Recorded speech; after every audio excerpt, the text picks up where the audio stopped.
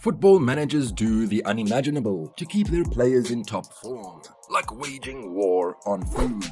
Like Arsene Wenger, who decided to go against this well-known treat. Highly reputed for having revolutionized English football in more than one way, the Frenchman was likewise strict on what his players ate, as well as their social habits off the pitch. The old guard at Arsenal was used to boozy nights and scoffing chocolate on the team bus after away games. But Wenger wasn't going to allow any of this. The French maestro was rather big on encouraging his players to eat the right foods and live a cleaner lifestyle. So before his first game in charge of the Gunners way back in 1996, he said no to his players enjoying Mars bars on the team bus. He also mandated that all his players ate together after every training session and had the team served fish, chicken, and several other plain meals. As a matter of fact, not only did he ban the popular chocolate, but he'd also go on to ban his players from drinking and smoking.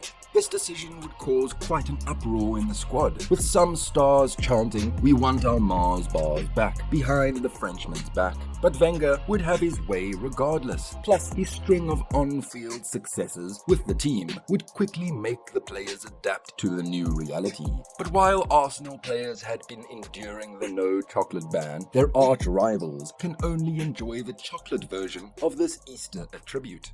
See, the Liverpool boss has earned his place as one of the top coaches of the present era, reputed for his attacking style of play. Klopp is also very particular about maintaining a very high level of fitness in his squad and diligently studies the ins and outs of the game in his zeal to get ahead. So great is his attention to detail that he figured out when the best time for players to have certain kinds of meals is, and when it'd be bad for their fitness levels to have such meals. And while Klopp is generally okay with his players eating any kind of meal as long as it's healthy, he has a strict policy on eggs. Shortly after joining the Reds, the German imposed a no-egg day rule, which he took very seriously. He outrightly banned his players from eating eggs on match days, especially shortly before the game. Klopp rightly believes that protein and fat take a while to digest, and eating them before games could result in subpar performances by his players. He'd go on to make it clear that any player who violated this rule could have himself cut off the squad indefinitely, and quite astonishingly, no Liverpool player seems to have contravened the boss's instruction in 7 years.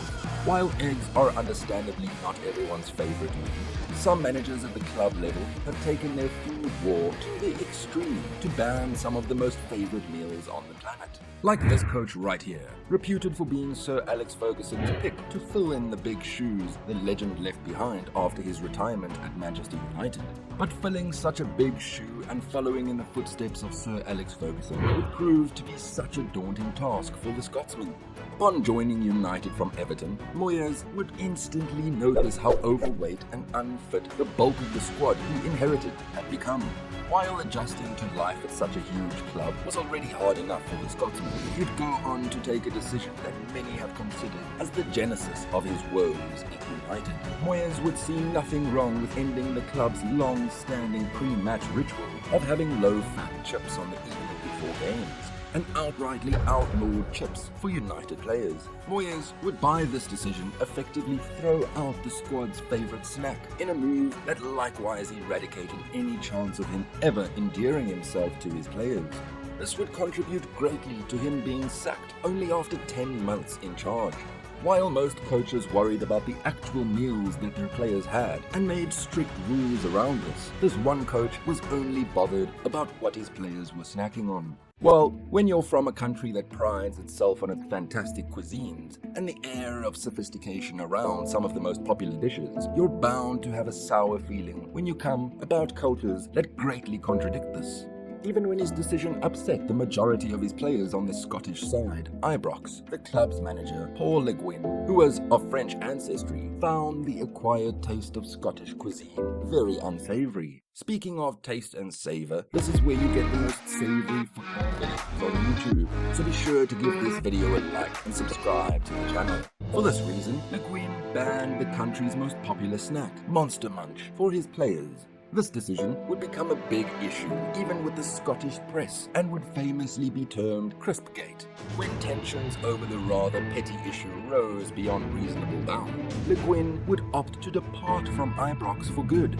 Placing a food ban at just one club during your career might be considered moderate, but when you go on to do so at 2 different clubs, that's a mystery. Click here for part 2 right now.